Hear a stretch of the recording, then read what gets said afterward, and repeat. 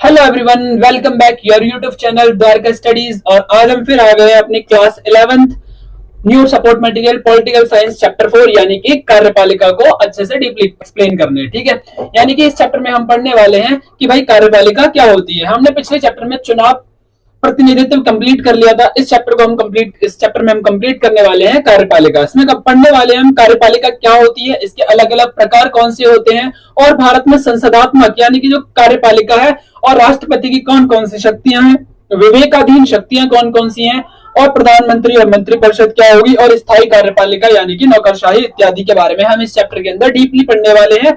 Video को पूरी देखिएगा क्योंकि आपको इस चैप्टर में कुछ ना कुछ न्यू सीखने को ही मिलने वाला है। ठीक है, स्टार्ट करते हैं। कार्यपालिका यानी कि कार्यपालिका हमारी सरकार का वो अंग, दूसरा अंग होता है जो कि कानूनों को लागू करने का काम करता है। सिंपल सी भाषा में हमारे सरकार के तीन अंग होते हैं, बेसिकली तीन पैर होते हैं, जो कि एक पहला हमारा विधायिका, दूसरा कार्यपालिका, तीसरा न्यायपालिका।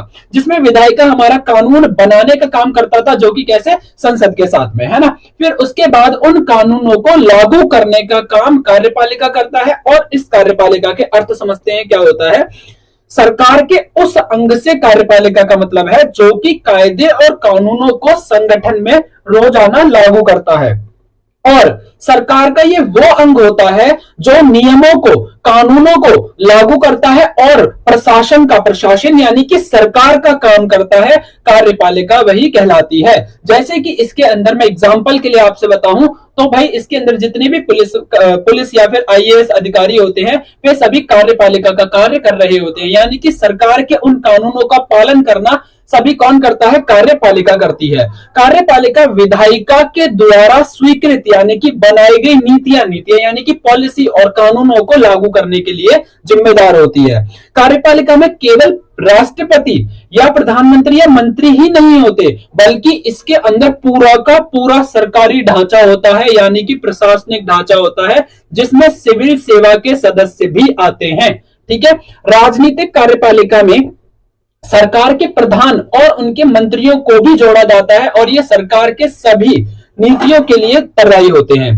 राजनीतिक अधिकारी निर्वाचित होते हैं, यानी कि जो हमारे जो कार्यपालिका है वह दो प्रकार की होती है। एक स्थायी यानी कि एक होती है हमारी स्थायी कार्यपालिका और एक होती है हमारी अस्थायी कार्यपालिका। अस्थायी कार्यपालिका को ही राजनीतिक कार्यपालिका भी कहा जाता है, क्योंकि इसके जितने भी सदस्य होते हैं वह जनता के द्वारा सीधा प्रत्यक्ष रूप से चुने जाते हैं। ठीक है, और जो स्थायी होते हैं वे वो लोग होते हैं जैसे आईएएस, आईपीएस, वे सभी हमारे स्थायी अध्यक्ष माने जाते हैं। स्थायी कार्यपालिका में जो लोग रोज रोज के प्रशासन, सरकारी काम के लिए उत्तरदायी होते हैं उनको जोड़ा जाता है, और ये सेवक, सिविल सेवक, आईएएस, आईपीएस इत्यादि कहलाते हैं। ठीक है, अमेरिका में अध्यक्षात्मक व्यवस्था है। यहां पर हम पढ़ते हैं कि भाई तीन व्यवस्थाओं के बारे में पढ़ेंगे। पहले अध्यक्षात्मक, अर्ध अध्यक्षात्मक और संसदात्मक। ठीक है, तो अगर पूछ ले आपसे कोई कि अमेरिका के अंदर कौन सी व्यवस्था है, तो आपका आंसर होगा अमेरिका में अध्यक्षात्मक व्यवस्था है, जो कि कार्यकारी शक्तियां जितनी भी उस देश के अंदर अमेरिका में काम करने की शक्ति होती है वह किसके पास होती है, राष्ट्रपति के पास। ठीक है, कनाडा में कौन सी व्यवस्था, संसदीय व्यवस्था। और भाई यहां पर संवैधानिक राजतंत्र है, यानी कि अभी भी वहां पर राजा का शासन राजतंत्र है, लेकिन शासन किस तरीके से होता है, संविधान के अकॉर्डिंग होता है। इसका मतलब हुआ संवैधानिक राजतंत्र, जिसके अंदर महारानी राज्य की प्रधान और प्रधानमंत्री सरकार का प्रधान होता है। फ्रांस में राष्ट्रपति, और फ्रांस की बात करें तो वहां पर राष्ट्रपति और प्रधानमंत्री दोनों के दोनों अर्ध अध्यक्षात्मक व्यवस्था के हिस्से होते हैं। यदि आपसे कोई पूछता है फ्रांस में कौन सी व्यवस्था है, तो आपका उत्तर होगा अर्ध अध्यक्षात्मक व्यवस्था है। और राष्ट्रपति यहां पर प्रधानमंत्री और अन्य मंत्रियों को चुनता है, उनकी नियुक्ति करता है। कौन करता है, राष्ट्रपति, प्रधानमंत्री को भी और दूसरे मंत्रियों को भी, लेकिन उन्हें पद से नहीं हटा सकता, क्योंकि वे संसद के प्रति उत्तरदायी होते हैं, जैसे कि हमारे देश भारत के अंदर होता है। ठीक है, जापान में संसदीय व्यवस्था है, जिसमें राजा देश और प्रधानमंत्री सरकार का प्रधान होता है। राजा पूरे देश का और प्रधानमंत्री सरकार का प्रधान होता है। अगर बात करें इटली की, तो इटली में भी संसदीय व्यवस्था है, जिसमें राष्ट्रपति देश का और प्रधानमंत्री सरकार का प्रधान होता है। रूस में एक अर्ध अध्यक्षात्मक व्यवस्था है, जिसमें राष्ट्रपति पूरे के पूरे देश का प्रधान है और राष्ट्रपति द्वारा नियुक्त प्रधानमंत्री सरकार का प्रधान होता है। यानी कि रूस में अर्ध अध्यक्षात्मक व्यवस्था है, जिसमें पूरे के पूरे देश का प्रधान राष्ट्रपति होता है और राष्ट्रपति प्रधानमंत्री की नियुक्ति करता है और नियुक्ति करने के बाद वो प्रधानमंत्री देश का प्रधान कहलाता है। क्लियर हो गया यहां तक? आगे जर्मनी में एक संसदीय व्यवस्था है जिसे राष्ट्रपति नाम मात्र का प्रधान होता है। जैसे कि भारत के अंदर राष्ट्रपति सिर्फ और सिर्फ अनौपचारिक रूप से क्या होता है, नाम मात्र का प्रधान होता है। और चांसलर सरकार का, जर्मनी के अंदर चांसलर होते हैं और वह सरकार के प्रधान होते हैं। जैसे हमारे यहाँ पर कौन होता है, प्रधानमंत्री। ठीक है।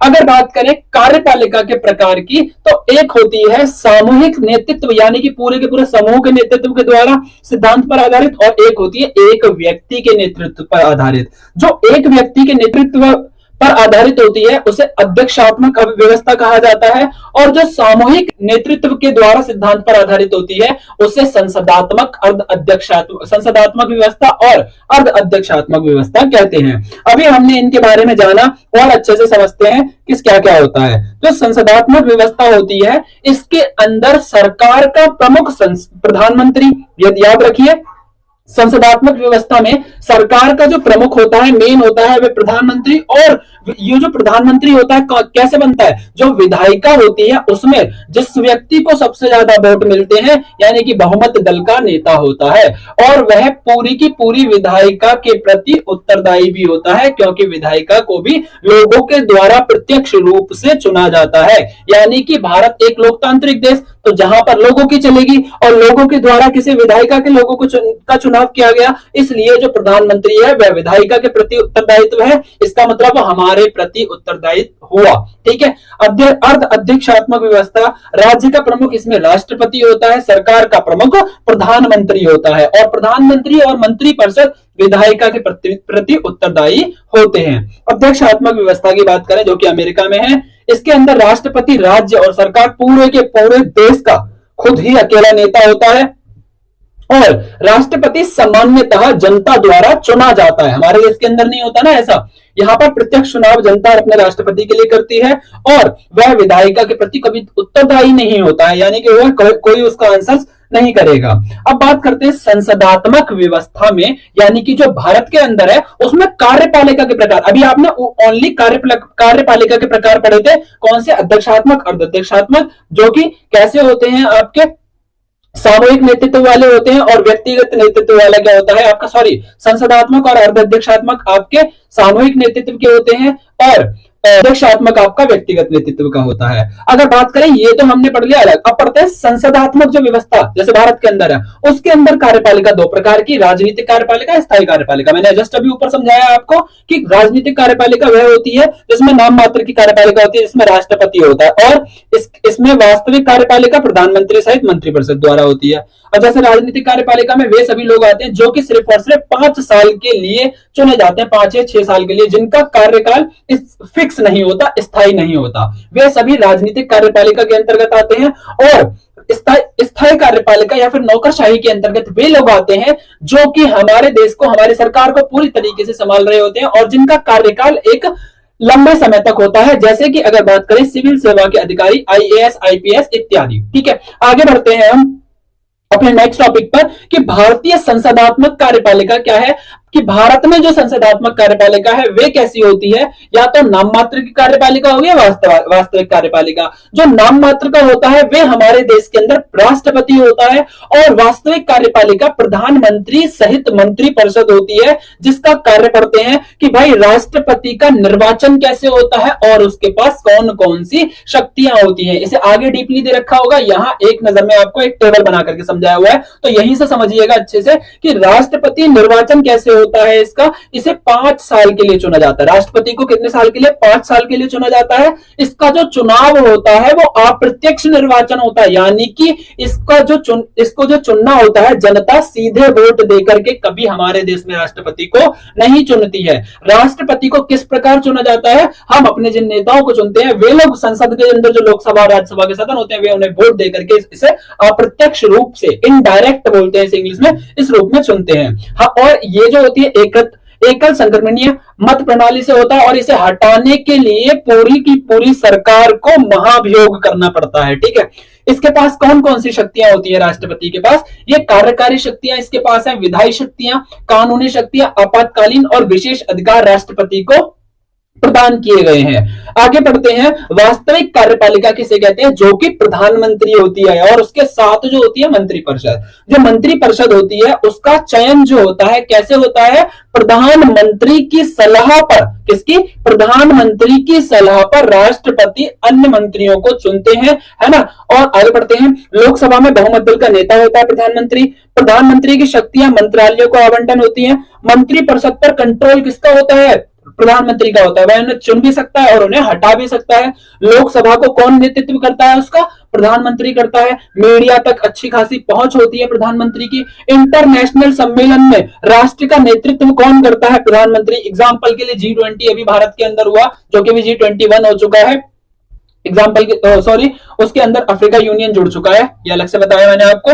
तो भाई यहाँ पर जब अभी G20 या फिर इंटरनेशनल मीटिंग्स होती है तो उन्हें कौन अटेंड करता है? प्रधानमंत्री करता है। तो इसका मतलब क्या हुआ?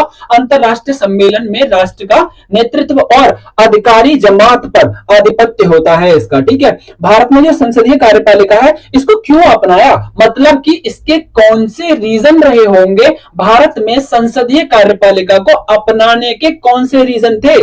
कैसी कौन सी बात थी जो इसको अपनाया गया? तो पहला रीजन इसका है कि भाई 1919 में 1919 और 1935 में 1935 के अधिनियम का अनुभव करके, भाई 1935 और 1919 में जो अधिनियम बनाए गए थे उनका जो एक्सपीरियंस हुआ था उनके आधार पर भारत ने संसदीय कार्यपालिका को अपनाया। यानी कि हमारे यहाँ पर जो संसदीय व्यवस्था है वो सिर्फ और सिर्फ कहां पर काम करती है? कार्यपालिका में। यानी कि हमारे देश में संसदीय कार्यपालिका है, ठीक है। और संसदात्मक व्यवस्था अधिक जिम्मेदार थी और उत्तरदायी थी। व्यक्ति पूजा का खतरा नहीं है। यहां पर व्यक्ति पूजा का मतलब है कि एक व्यक्ति भारत पर शासन नहीं कर सकता है। कार्यपालिका पर विधायिका का उचित कंट्रोल होता है, नियंत्रण होता है। ये इसके कुछ इसके अपनाने के कारण रहे थे। आगे कि राष्ट्रपति का निर्वाचन 5 साल वर्ष कितने साल के लिए? 5 वर्ष के लिए किया जाता है। अभी मैंने जस्ट बताया कि इसे हटाने के लिए क्या करते हैं? महाभियोग। और महाभियोग का अर्थ होता है जब पूरी की पूरी संसद, पूरी की पूरी सरकार एक व्यक्ति को हटाने के लिए पूरी की पूरी सरकार हिल जाती है, उसे महाभियोग कहते हैं। महाभियोग का आधार संविधान का उल्लंघन होता है। बिल्कुल। आगे भाई अप्रत्यक्ष यानी कि इनडायरेक्ट निर्वाचन संसद के राज्यों की दोनों सदनों के निर्वाचित विधानसभा के सदस्यों द्वारा होता है और इसका निर्वाचन एकल संक्रमणीय मत प्रणाली से होता है। आगे नेक्स्ट टॉपिक, मंत्रिपरिषद का आकार। भाई जो मंत्रिपरिषद है अभी पढ़ा, ये किसके द्वारा चुनी जाती है? भाई ये हमारे प्रधानमंत्री की सलाह पर राष्ट्रपति चुनता है। मंत्रिपरिषद 3 प्रकार की होती है, आगे पढ़ेंगे। कैबिनेट, राज्य मंत्री और कौन से, ठीक है। आगे मंत्रिपरिषद का आकार संविधान के 91 जो हमारा संविधान है उसका जो 91 नंबर पर 91 नंबर पर जो संविधान में संशोधन हुआ था, संशोधन का मतलब चेंज हुआ था, उसको मंत्रिपरिषद की सदस्यों की संख्या को लिमिटेड किया गया था। पहले मंत्रिपरिषद ज्यादा होते होंगे लेकिन 91वें संविधान संशोधन में उसे कंट्रोल करके लिमिटेड, सीमित कर दिया गया और फिक्स कर दिया गया। मंत्रिपरिषद के सदस्यों की संख्या लोकसभा और राज्यसभा की कुल संख्या की कितनी संख्या रखी गई मंत्रिपरिषदों की?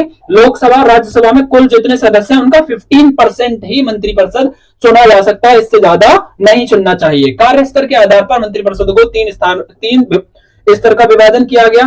पहला कैबिनेट मंत्री जिसे मंत्रिमंडलीय मंत्री भी कहते हैं। दूसरा राज्य मंत्री, तीसरा उप मंत्री। कितने मंडल होते हैं, कितने मंत्री होते हैं? कैबिनेट मंत्री, राज्य मंत्री, उप मंत्री, ठीक है। इसका सामूहिक उत्तरदायित्व 75(3) में दिया हुआ है हमारे संविधान में। मंत्रिपरिषद की जो एकजुटता है, एकजुटता मतलब यानी कि इनकी जो यूनिटी है, इनके सिद्धांत पर क्या आधारित है? यदि मंत्रिपरिषद लोकसभा का विश्वास खो दे, यदि मंत्रिपरिषद लोकसभा का विश्वास खो देती है तो अविश्वास प्रस्ताव पारित किया जाता है और मंत्रिपरिषद को इस्तीफा देना पड़ेगा। मतलब जो भी मंत्री होगा उसे अपने पद से इस्तीफा देना पड़ता है, ठीक है। इन्हें हटाना इजी है, ज्यादा कोई बड़ी बात नहीं होती। अब पढ़ते हैं जो व्यवस्थाएं हमने पढ़ी वो कैसी होती है। अध्यक्षात्मक व्यवस्था में राष्ट्रपति देश का और सरकार दोनों का प्रधान होता है। अभी अभी ऊपर पढ़ा था आपने, जो कि अमेरिका हो गया इसका उदाहरण। इस व्यवस्था में सिद्धांत और विभाग दोनों ही राष्ट्रपति का पद बहुत शक्तिशाली होता है। ब्राजील, अमेरिका, लैटिन अमेरिका कई देशों में यह व्यवस्था, अध्यक्षात्मक व्यवस्था अपनाई जाती है। याद रखिएगा अध्यक्षात्मक व्यवस्था किस देशों में अपनाई जाती है और इसके अंदर कौन कौन कैसे नेता होता है। राष्ट्रपति देश का, सरकार दोनों का ही प्रधान होता है, ठीक है। कौन होता है? राष्ट्रपति। अगला पढ़ते हैं संसदीय व्यवस्था। इसके अंदर प्रधानमंत्री सरकार का प्रधान और इस व्यवस्था में एक राष्ट्रपति राजा होता है जो नाम मात्र का, जैसे कि भारत में जो राष्ट्रपति है वो सिर्फ नाम मात्र का नेता है, लेकिन मेन नेता जो मेन पूरी सरकार को संभाले होता है वह कौन होता है? प्रधानमंत्री। ठीक है, प्रधानमंत्री के पास में सच में वास्तविक शक्तियां पाई जाती हैं। Bharat, Germany, Italy, Japan, England और पुर्तगाल ये आदि देशों में संसदीय व्यवस्था, और हमारे यहाँ पर कार्यपालिका भी संसदीय ही है। ठीक है, आगे बढ़ते हैं। अर्ध अध्यक्षात्मक व्यवस्था में राष्ट्रपति और प्रधानमंत्री दोनों होते हैं, लेकिन उसमें राष्ट्रपति को डेली के काम करने में, संपादन में महत्वपूर्ण शक्तियां प्राप्त होती है, और फ्रांस, रूस, श्रीलंका इसका एक एग्जाम्पल है। आगे बढ़ते हैं। भारत में जो संसदीय कार्यपालिका है ये कैसे कार्य कर रही है, इसे क्यों अपनाया गया, रीजन क्या थे इसके? तो भाई देखो, जो अध्यक्षात्मक कार्यपालिका थी राष्ट्रपति की शक्तियों पर बहुत बल देती है। कौन? अध्यक्षात्मक कार्यपालिका जो हमारे यहाँ पर राष्ट्रपति है उसकी शक्तियों पर बहुत बल देती है। इससे व्यक्ति पूजा का खतरा बना रहता है। ठीक है, और संविधान के बनाने वाले एक ऐसी सरकार चाहते थे जब संविधान बन रहा था कि जिसमें एक शक्तिशाली कार्यपालिका हो, तो लेकिन उसके साथ साथ उसमें व्यक्ति पूजा पर भी पर्याप्त अंकुश लगा हो। ठीक है, और संसदीय व्यवस्था में कार्यपालिका विधायिका या जनता के प्रति उत्तरदायी होती है और नियंत्रित भी होती है, कंट्रोल भी करती है। इसलिए संविधान में राष्ट्रीय और प्रांतीय दोनों ही स्तर पर कार्यपालिका, संसदीय कार्यपालिका की व्यवस्था को स्वीकार किया गया। भारत में इस व्यवस्था में राष्ट्रपति, औपचारिक प्रधान और प्रधानमंत्री और मंत्रिपरिषद राष्ट्रीय स्तर पर सरकार चलाते हैं, और राज्यों के स्तर पर राज्यपाल और मुख्यमंत्री और मंत्रिपरिषद मिलकर के कार्यपालिका बनाते हैं। आगे बढ़ते हैं। राष्ट्रपति की शक्ति और स्थिति। राष्ट्रपति एक औपचारिक प्रधान, जैसे कि मैंने आपको ऊपर बताया था, औपचारिक प्रधान होता है। राष्ट्रपति को वैसे तो बहुत सारे काम करने की शक्ति प्राप्त है, विधायी कानून बनाना, कानून और आपात शक्तियां प्राप्त है, लेकिन इन सभी शक्तियों का प्रयोग वह तब करता है कब जब उसे मंत्रिपरिषद की सलाह मिलती है। यानी कि मंत्रिपरिषद को चुना भी उसने, और सारे के सारे जितने भी काम करेगा सारे काम जो मंत्रिपरिषद की सलाह पर करता है। ठीक है, नेक्स्ट टॉपिक होगा हमारा राष्ट्रपति के पास कौन कौन से विशेष अधिकार होते हैं। जैसे कि उसके पास वीटो शक्ति होती है, वह किसी भी नियम को 14 दिन तक वीटो शक्ति का इस्तेमाल करके रोक सकता है और उसे संसद में वापस भेज सकता है ना। जैसे आगे बढ़ते हैं। संविधान, राष्ट्रपति के विशेष अधिकार पढ़ रहे हैं हम। संवैधानिक रूप से, संवैधानिक मतलब संविधान के नजरिए से राष्ट्रपति को सभी महत्वपूर्ण मुद्दे और मंत्रिपरिषद की कार्यवाही के बारे में सूचना प्राप्त करने का अधिकार है। जैसे कि पहला अधिकार, वो सदन को पुनः विचार के लिए लौटा सकता है। यानी कि भाई सदनों को कोई नियम बनाया सदन ने, सदन कौन सी होती है? लोकसभा में 2 सदन, राज्यसभा और लोकसभा, उन दोनों को किसी नियम के पर पुनः विचार करने के लिए लौटा सकता है, लेकिन कितने दिन के लिए? सिर्फ और सिर्फ 14 दिन के लिए। और किस शक्ति का इस्तेमाल करता है? वीटो शक्ति का। लिखा है ना, वीटो शक्ति का प्रयोग करके संसद द्वारा पारित विधेयक को स्वीकृत देने में विलंब यानी कि वह देरी कर सकता है। चुनाव के बाद कई नेताओं के दावे के समय यह निर्णय करें कि कौन प्रधानमंत्री बनेगा, ये किसके पास शक्ति होती है? राष्ट्रपति के पास। याद रखिएगा कि भाई राष्ट्रपति देश का प्रधानमंत्री कौन बनेगा चुनाव के बाद में, तो ये दावा करने की जो निर्णय होता है या फिर निर्णय लेना होता है वह कौन करता है? राष्ट्रपति करता है। याद रखिएगा इसे, है ना। आगे बढ़ते हैं। राष्ट्रपति की विवेकाधीन शक्तियां कौन सी होती हैं? विवेकाधीन का मतलब है अपने विवेक का इस्तेमाल करके उसके नीचे उसके पास कौन कौन सी शक्तियां होती हैं। विवेक यानी कि उसकी स्किल्स, उसकी सोच और समझ। आगे, संसदीय व्यवस्था में समर्थन ना रहने पर, किसी का सपोर्ट ना मिलने पर मंत्रिपरिषद को भी हटाया जा सकता है। ऐसे समय में एक ऐसे राष्ट्र प्रमुख की आवश्यकता होती है, एक देश के ऐसे मेन इंसान की जरूरत होती है जिसका काम स्थायी होता है, फिक्स होता है, जो सांकेतिक रूप से पूरे देश का प्रतिनिधित्व कर सके, जैसे कि राष्ट्रपति हो गया। राष्ट्रपति की अनुपस्थिति में उपराष्ट्रपति भी सारे काम करते हैं उस समय पर। और भारत का अगर उपराष्ट्रपति जो होता है उसके बारे में पढ़ते हैं, ये 5 साल के लिए चुना जाता है। जिस तरह राष्ट्रपति को चुनते हैं उस तरह इसे भी चुनते हैं, और वह राज्यसभा का पदेन सभापति होता है। और अगर राष्ट्रपति की मृत्यु हो जाती है या फिर वो त्याग पत्र दे देते हैं या फिर महाभियोग के द्वारा उन्हें हटा दिया जाता है, तो उनके पद खाली होने पर उनकी जगह का सारा काम कौन करता है? उपराष्ट्रपति करता है। ठीक है, और भाई अब पढ़ते हैं नेक्स्ट टॉपिक हमारा, प्रधानमंत्री की कौन कौन सी शक्तियां होती हैं। इंपॉर्टेंट टॉपिक है ये हमारा। पहला, प्रधानमंत्री की शक्तियों की बात करें तो प्रधानमंत्री बहुमत दल का नेता होता है। बहुमत दल का मतलब क्या हुआ कि भाई जिस दल को सबसे ज्यादा, दल यानी कि पार्टी, जिस पार्टी को सबसे ज्यादा वोट मिले होते हैं वही पार्टी सेंटर में जाकर के अपनी सरकार बनाती है। इसलिए इसे क्या कहा गया कि जो प्रधानमंत्री बनेगा वो बहुमत दल का नेता बनेगा, ऑब्वियसली। दूसरा पॉइंट, मंत्रालयों का आवंटन करता है अलग अलग, जैसे अभी हमने पढ़ा मंत्रिपरिषद इसके उस कंट्रोल में होती है, देखा है ना, मंत्रिपरिषद पर नियंत्रण होता है। अलग अलग विभागों में तालमेल स्थापित करता है, अधिकारी वर्ग पर इसका अधिकार होता है, अधिपत्य होता है, और सरकार की जितनी भी केंद्र धुरी शक्ति जो है वो कौन कहलाती है, हमारा प्रधानमंत्री ही कहलाती है हमारे देश में। मीडिया तक अच्छी खासी पहुंच होती है और मंत्रिपरिषद को आपदस्थ कर सकता है, आपदस्थ यानी कि उनके पद से हटा सकता है।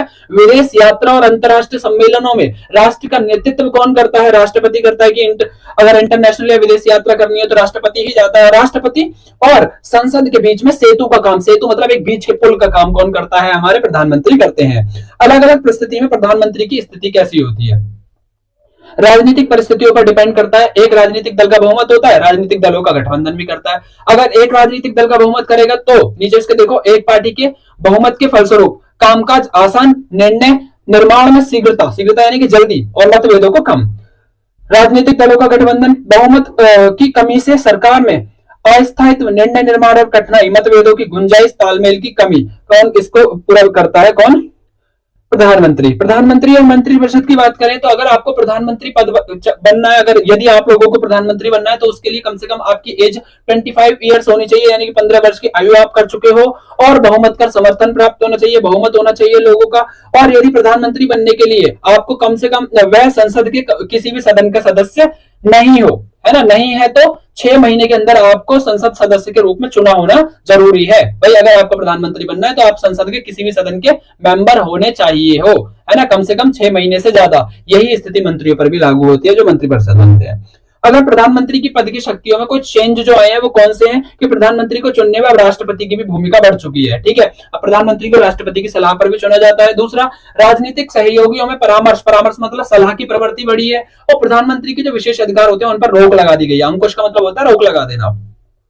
सहयोगी दलों के साथ बातचीत और समझौते के बाद ही इसमें नीतियां और पॉलिसी बनाई जा सकती हैं। राज्यों में कार्यपालिका का जो स्वरूप है वो कैसा होता है, अगला टॉपिक जो है हमारा, कि भाई जो राज्य में एक राज्यपाल पाया जाता है जो कि केंद्र सरकार की सलाह पर राष्ट्रपति को नियुक्त करता है, नियुक्ति यानी कि उसे चुनता है। और मुख्यमंत्री विधानसभा में बहुमत दल का नेता होता है ना। जो हमारे किसी भी राज्य के अंदर मुख्यमंत्री बनते हैं वो कैसे बनते हैं, उनकी जहां पर बहुमत दल, जिसका उनका जो भी बहुमत दल होता है उसी के आधार पर वहां के नेता बनते हैं। बाकी सभी सिद्धांत वही है जो कि केंद्र सरकार संसदीय व्यवस्था में लागू होने के कारण होते हैं, ठीक है। स्थायी कार्यपालिका के बारे में पढ़ते हैं, यानी कि जो फिक्स होती है, स्थायी का मतलब होता है फिक्स कार्यपालिका, यानी कि जो नौकरशाही होती है, जो काम कर रही होती है। जैसे कि कार्यपालिका के मुख्य राष्ट्रपति, प्रधानमंत्री, मंत्रीगण, और नौकरशाही है प्रशासनिक। प्रशासनिक यानी कि सरकारी मशीनरी का एक विशाल संगठन है। ये संगठन यानी कि ग्रुप है जो कि इसके अंदर जुड़ा हुआ होता है, इसी को नागरिक सेवा कहते हैं। यही लोग, सभी लोग मिलकर के नागरिकों की सेवा करते हैं ना, ठीक है। पहला, नौकरशाही में सरकार के जो स्थायी कर्मचारी के रूप में काम करने वाले जो प्रशिक्षित पढ़े लिखे लोग होते हैं और प्रवीण अधिकारी होते हैं, ये नीतियों को, पॉलिसी को बनाने में और उन्हें लागू करने में मंत्रियों का हेल्प करते हैं। और भारत के एक दक्ष, अच्छे प्रशासनिक मशीनरी मौजूद है भारत में, है ना, जो कि ये जो मशीनरी होती है ये राजनीतिक रूप से उत्तरदायी होती है, और इसका मतलब होता है नौकरशाही राजनीतिक रूप से तटस्थ है। प्रजातंत्र में सरकारें आती जाती रहती हैं, आपको पता होगा, और ऐसी स्थिति में प्रशासनिक मशीनरी की यह जिम्मेदारी है कि वह नई सरकारों को अपनी नीतियां, अपनी पॉलिसी बनाने में और उन्हें लागू करने में मदद करती है, ठीक है। जो नौकरशाही के सदस्य होते हैं उनको चुनना, इनके चुनाव, नौकरशाही में अखिल भारतीय सेवाएं, है ना, और प्रांतीय सेवाएं, स्थानीय सरकार के कर्मचारी और लोक उपक्रम के तकनीक और प्रबंधकीय अधिकारी में जुड़े हुए होते हैं। भारत में सिविल सेवा के सदस्यों की भर्ती की प्रक्रिया का कार्य संघ लोक सेवा यानी कि यूपीएससी को सौंपा जाता है। संघ लोक सेवा जो होता है सिविल सेवकों का चयन करता है, कैसे करता है, उनकी योग्यता के आधार पर उनमें कंपटीशन कराया जाता है, और जो बच्चा उस पद के लायक होता है उसको चुना जाता है। भेदभाव रहित होता है, यहाँ पर किसी भी प्रकार का, किसी भी जाति, समाज, किसी भी धर्म को देख करके भेदभाव नहीं होता, सभी लोगों के लिए समान अवसर दिए जाते हैं यूपीएससी के अंदर, है ना। और एक ही लोक सेवा आयोग राज्यों में भी बनाए गए हैं, जिन्हें हम राज्य लोक सेवा कहते हैं, जो कि यूपीएससी होता है, यानी कि जो राज्य के सेवा आयोग होते हैं, एसडीएम वगैरह, है ना। लोक सेवा आयोग के सदस्यों का जो काम होता है वो निश्चित होता है, फिक्स होता है, और उनको सर्वोच्च सुप्रीम कोर्ट के न्यायाधीश जो होते हैं उनके द्वारा जांच के आधार पर ही निलंबित या फिर अपदस्थ कर सकते हैं। इनको हटाना इतना आसान नहीं होता, इनको हटाने के लिए सर्वोच्च न्यायालय का जो न्यायाधीश होगा वो पहले जांच करेगा, उसके आधार पर ही इन्हें हटाया जा सकता है। लोक सेवकों की नियुक्ति दक्षता और योग्यता का आधार बना करके की जाती है। संविधान ने पिछड़े वर्गों के साथ साथ समाज के सभी वर्गों को सरकारी नौकरशाही बनने का मौका दिया है। इसके लिए संविधान दलित और आदिवासियों के लिए आरक्षण की व्यवस्था करता है कि इन लोगों के लिए आरक्षण किया जाता है, जिससे कि इन्हें भी आगे भेजा जा सके, ठीक है। सिविल सेवाओं का वर्गीकरण यानी कि क्लासिफिकेशन कितने पार्ट में करा, 3 पार्ट में। पहला होता है अखिल भारतीय सेवा, जिसमें प्रशासनिक सेवा, आईपीएस चुने जाते हैं। ठीक है, दूसरा होता है केंद्रीय सेवाएं, जिसमें भारतीय विदेश सेवा, भारतीय सीमा शुल्क जो आते हैं, और प्रांतीय सेवाएं डिप्टी कलेक्टर वगैरह, जिन्हें आईएएस वगैरह कहा जाता है। ठीक है, आगे भारतीय प्रशासनिक सेवा आईएएस और भारतीय पुलिस सेवा आईपीएस, है ना। आईएएस को क्या कहते हैं, भारतीय प्रशासनिक सेवा, इंडियन एडमिनिस्ट्रेटिव सर्विस, और भारतीय पुलिस सेवा को क्या कहते हैं, इंडियन पुलिस सर्विस। ठीक है, के उम्मीदवारों का चयन संघ लोक सेवा यानी कि यूपीएससी करती है। किसी जिले का जिला अधिकारी जो कलेक्टर कहलाता है, उस जिले में सरकार का सबसे महत्वपूर्ण अधिकारी होता है, और ये सामान्यतः आईएएस स्तर का होता है, जैसे कलेक्टर कहते हैं। नोट, पॉकेट वीटो क्या होती है, जब राष्ट्रपति किसी विधेयक पर, वीटो क्या है, एक शक्ति है, किसी कानून पर अनुमति नहीं देता और उसे अनुच्छेद 3 के अनुसार वापस भी हटा सकता है सदन को, ऐसी स्थिति में पॉकेट वीटो का इस्तेमाल किया जाता है और इसे वह 14 दिन तक होल्ड कर सकता है। इसी के साथ हमारा ये चैप्टर समाप्त होता है। मैं आपको इसके इंपॉर्टेंट क्वेश्चंस दिखाता हूं, क्योंकि न्यू सपोर्ट मटेरियल है और सपोर्ट मटेरियल से क्वेश्चंस काफी सारे आते हैं, तो प्लीज इसके क्वेश्चन आंसर जरूर देख लीजिए और इनकी एक बार प्रैक्टिस कर लीजिएगा। ठीक है, ये हमारे एक मार्क्स वाले क्वेश्चन आंसर हो जाएंगे। आप वीडियो को रोक करके इनके स्क्रीनशॉट ले लीजिएगा। ठीक है, यहाँ पर ये हो गए आपके, ये हमारा यहाँ पर चैप्टर कंप्लीट होता है। सो अगर वीडियो आपको अच्छी लगी हो यार, प्लीज लाइक शेयर सब्सक्राइब जरूर करिएगा, और मुझे कमेंट करके जल्दी से बताओ कि मुझे किन किन चैप्टर्स पर जल्दी से और अच्छी वीडियोस लेकर के आनी है और किस किस सब्जेक्ट पर लेकर के आनी है। ठीक है, अगर वीडियो अच्छी लगी हो सो शेयर जरूर करिएगा और लाइक करके जाइएगा, क्योंकि वीडियो को बनाने में काफी मेहनत लगती है ना। Thank you.